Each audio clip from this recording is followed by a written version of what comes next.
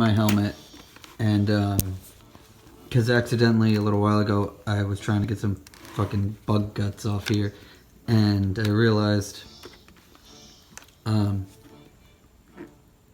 hit it with some alcohol and it took it off.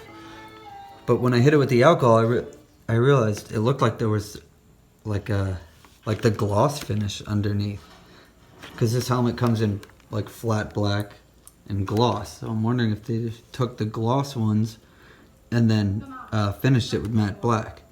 So what I'm doing right now is hitting it with alcohol rubs, and I'll update you in a little bit and see where we're at. If not, I'm just gonna have to sand it and paint it. Update, I taped some of it off because it looks like it's gonna come off and it's gonna be a nice finish. I mean, I'm doing a sloppy job here, but like once I clean that up, maybe polish it or something, it should be nice. Alright, well, this is the final product of the Bilt Techno 2.0. It's the one with the Bluetooth on it. And this was matte black, but underneath it's a matte finish.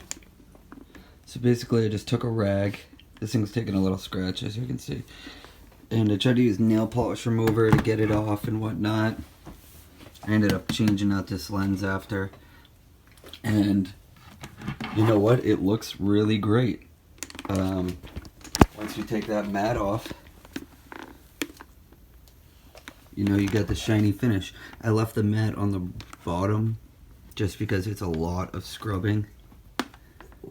But yeah, if your matte gets messed up or you decide you want the glossy finish on the 2.0, you can just take a rag and start wiping the thing. Let me know if you used any other solvents to get it off easier. The only thing I was worried about is using a hard solvent and then taking the gloss off. But yeah, that's it.